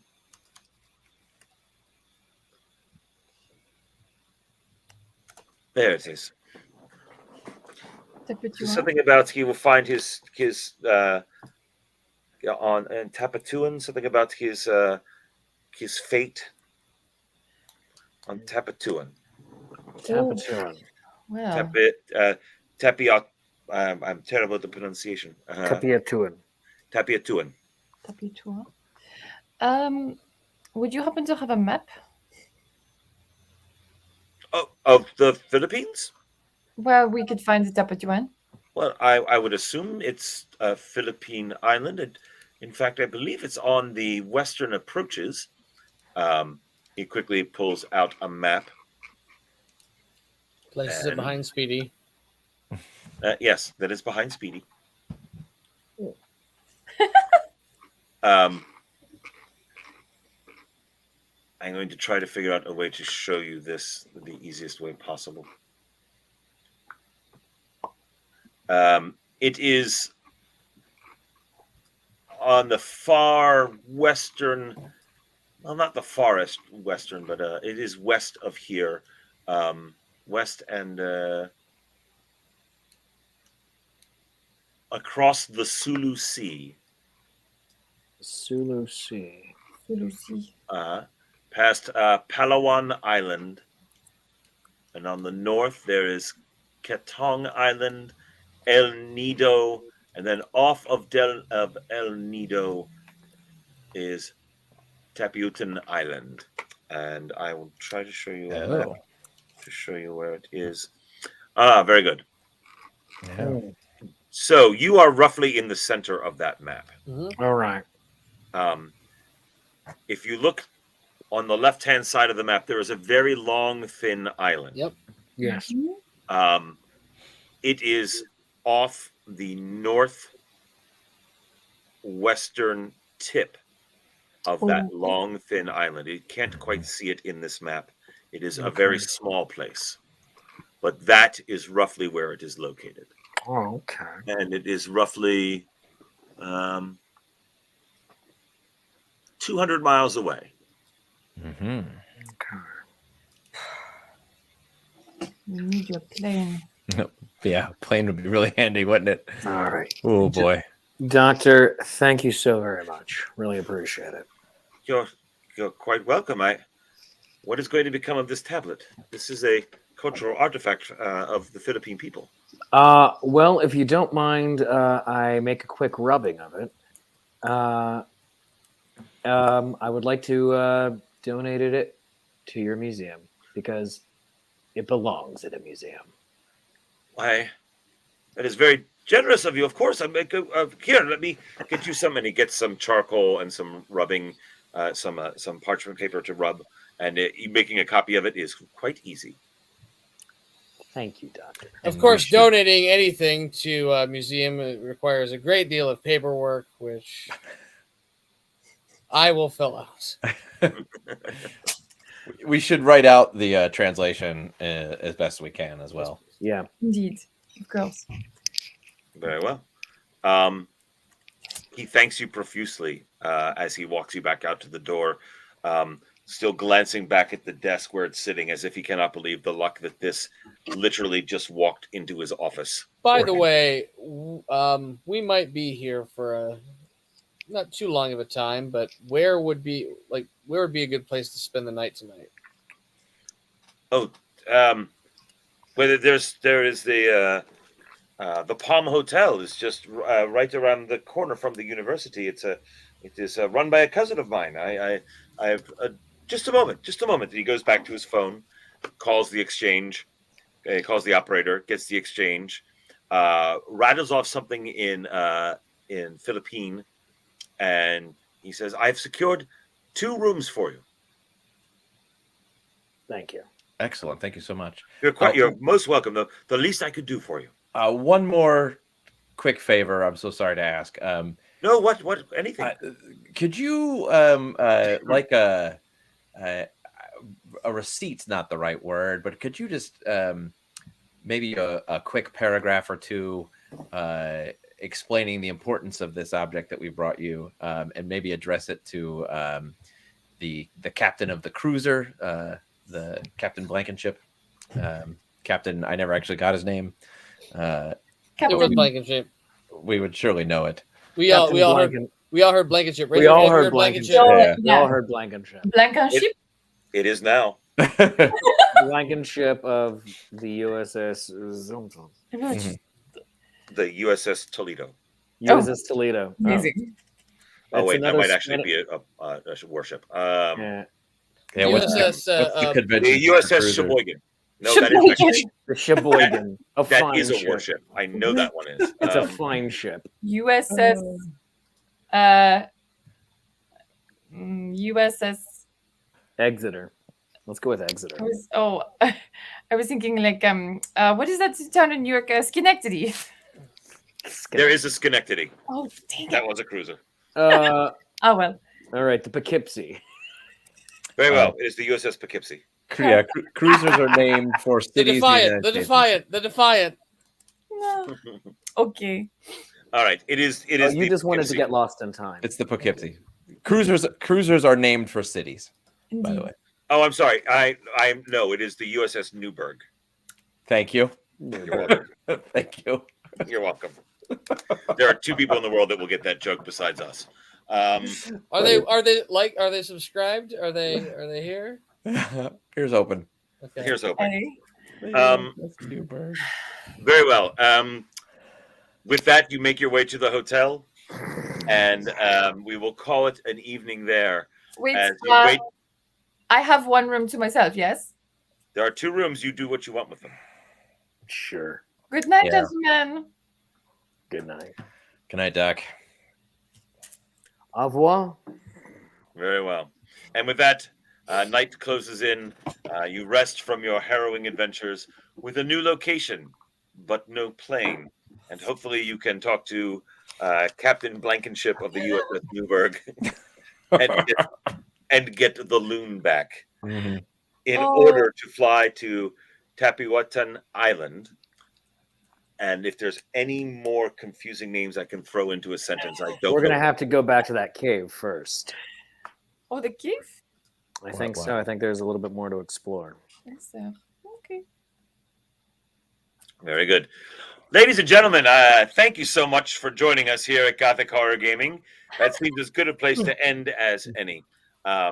Before we go, however, I would like to introduce our players and find out a little bit of what they've got going on in their life.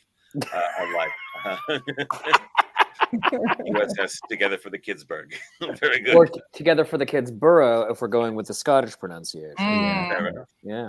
But we have Montana Smith. Tell us a little bit about yourself, please. Hi, everyone. I'm Dan Kostelik playing Montana Smith for this. I am your friendly neighborhood Shakespeare at some Renaissance fairs. And if you want to become a Patreon of the Alts and support your friendly neighborhood Shakespeare, I have a patron right there, right below those two handsome people at the bottom of the screen. The next guaranteed place you'll be able to find me is the Delaware Renaissance Fair, the final weekend of October. More details on that to come. And then I'll be with several of these folks at the Louisiana Renaissance Festival in November, and more info and dates and stuff coming. But also please go to Bandcamp, because this Friday is Bandcamp Friday, and several of us have albums on there. So go there. We get 100% of the proceeds of anything you buy. Thanks very much. And also send Shakespeare pictures of your cats and dogs, because I want them. Fair enough. Speaking of Bandcamp and people who have albums on them, Lucas Evans, please introduce yourself. Hi, I'm Steve O'Dackerson. I'm also on Bandcamp. You can find me at hobthetroll.bandcamp.com. That's right. You want to hear a singing British troll do a version of Tragedy by the Bee Gees that involves the sound of cannon fire? Boy, oh boy, it's there. It's there. With also, I'm going to call it the most ill-advised cover of Disorder by New Order, or by Joy Division, actually. Oh man, it's sure to, yeah, but you should absolutely buy it. And it's got your name erased there. So folks, who can put a price on that? You can. That's right. I'm also right now at the Sterling Renaissance Festival until August 14th, where I am Sheriff Royston Badger News. After that, I'll be at the Pennsylvania Renaissance Festival from August 19th to the 29th as beloved entertainer, Hob the Troll. Come on down. How does he do it? Volume. I do love that you throw beloved into your I'm name. very loud, yeah. Beloved entertainer. It's like just officially part of your name. I don't make the rules. It's Yeah, fair. just enforce them. We have also with us Dr. Sabine Clément. Hi, everybody. I am Katie Hauser. I am a member of Chase Treasure. I also do rune readings, psychic intuitive readings. You can find me at Rune Away with Me, Katie. That's my Instagram over here. I will also be at the Louisiana Renaissance Festival with Chase Treasure, and you can join the Chase Treasure Patreon at patreon.com/Chase Treasure if you want to check that out. And yeah, that's me. Very good. We also have with us Speedy Pete Boyd. Hi, I'm Ryan Gelotti, Delaware's own Ryan Gelotti. That's why I made a face at the Delaware Renaissance Festival. I It's didn't know new. I It's say new. didn't know we had one there. Ooh. It's co-owned by Daniel Greenwolf. Oh, nice. Yeah. I don't know what that is. Cool. I bet it's good. I do. I'll Okay. fill you in later. All right. But I am one half of the Buckle and Swash comedy sword fighting show. We will next be seen at the Pennsylvania Renaissance Fair. We're just there the first 5 weekends, so August 19th to September. We're gonna do you know what, Bendy Brains, I have a band camp. It's hobthetroll.bandcamp.com. Yeah. As is only right and Yeah. proper. There's my There it is. camp. There it is. I think that is all of our Bandcamp now. Yes. So. It is. Yeah. So yeah, come out and see us at Pennsylvania Renaissance Fair. Very good. And hello, I'm Tom Zadoyko. I am your Gloom Master. I am the other half of the Buckle and Swash Pirate Sword Fighting Show. Indeed, we will be at the Pennsylvania Renaissance Fair, August 19th to September. And then after that, I will remain for the rest of the Renaissance Fair with my mud show, the Mud Skippers. We are there until October 29th. And then from there, I'll be down in Louisiana as Captain Francis Drake, another circumnavigator of the globe, tie in there. And I will be down there for the renadventures.com trip, which segues very nicely into renadventures.com, one of our sponsors. D&D in New Orleans. Come on down December 5th through the 9th this year. I think there's still some spots left. Tour things during the day and in New Orleans. See all the wonderful sights. I think they have some ghost tours planned as well. And then also play D&D in the Big Easy. Also culminating with a trip to the Louisiana Renaissance Fair to see many of the people here. Dr. Sabine, myself, and Montana Smith will all be there, as well as Paulo Garbanzo, our founder of our fine organization. Also want to thank 3D2U, 3D2U.org. They make fun stuff. They've helped us out a lot with some knowledge of forensics, as Amy of 3D2U just got her master's degree in forensics. So they've helped us out a lot. They build dice towers, dice trays, journals, all sorts of fun stuff. Check them out at 3d2u.org. And also, we have a book, Handler Z, who's been in the background this whole time, and I. Dare, a collection of short fiction and poetry by Melissa Lee. That is Handler Z. She wrote all sorts of wonderful horror and sci-fi and dark poetry. And then we put it into a book, both Audible, print, and Kindle. And we're having a baby coming up here in the not too distant future. End of September is the due date. So we do have a registry if you're feeling like looking for it. It's the Baby C. So you can check it out there. And my wife is so huge and uncomfortable. Before we go, Speedy, I don't know. I'm going to throw this at you. Mm-hmm. For the people that have stuck around, do you want to tell them why the USS Newburgh is funny? I'll keep it brief. We were on a road trip, the Glue Master and I, as well as some other friends, cruising through upstate New York. And as we passed through the city of Newburgh, I told the Glue Master, not once, not 3 times, but probably like 5 or 6 times, the tale of on a previous road trip, I had crashed my car in Newburgh, Pennsylvania. Not New York? Not No, New York. Newburgh. We were on our way to New York or through New York. We were on our way to Poughkeepsie, actually. Yes, we were. To see Jethro Tull perform in Poughkeepsie. So we passed through Newburgh, Pennsylvania, and I told him that's a story about crashing my car, I don't know, 10 times in the course of 3 hours, 4 hours. Every time we passed by a sign that said Newburgh, I would go, "Hey, Newburgh," to which Speedy would say, "Hey, that's where I crashed my car." "Shut up, shut up, shut up." And so that became the mantra for 10 times over the course of an hour as we drove through Newburgh. That, excellent. Ladies and gentlemen, is your bonus material why the USS Newburgh is funny to us. Makes me laugh. Yes, Montana Smith. Hi, long-time viewer, first-time caller. Yeah. Question for you. If you want to bring the baby registry back up to throw that onto the screen. Oh yeah, sure. Hobthetroll.com. Bandcamp.com. Yeah, Hob the Troll. yeah. So for that baby registry right there, since we're advertising that, and we are live streaming, is the birth going to be live streamed? Because I feel like that's the only way to do that in the modern era. Weddings are live streamed, funerals are live streamed. The answer to that is a resounding no. There's no truth in this, Art. Also, because as we have begun to discover, as we've been on this pregnancy journey, parents plan, the baby laughs. Who knows when the baby will be born? Yes, that is correct. The Handler Z does not know the gender of the baby.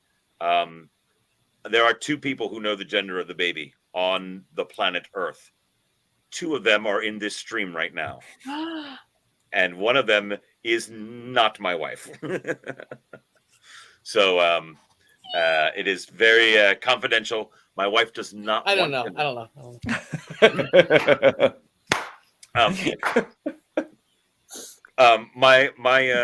My wife does not want to know the gender of the baby, but because of testing results in the modern era, we were warned that it was going to appear on the test results. So I looked at the test results and just promised not to tell her. So there we go. Nice. Amazing.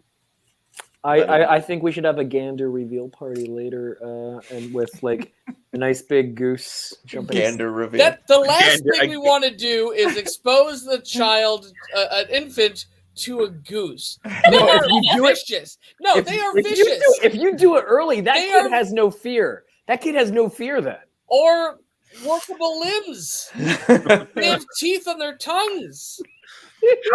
Terrible animals. How about revealing a loon? Would that be all right? Oh, okay. Yeah. It sounds like a very loony idea to me. Yes. And with that, we're going to call it good night. There's your bonus material, everyone. Thank you so much for joining us. We'll be doing this again next week, and we'll see where our adventure leads and if they manage to get their plane back and go continue to try to find the corpse of Magellan. Thank you all, and have a great evening. Bye-bye.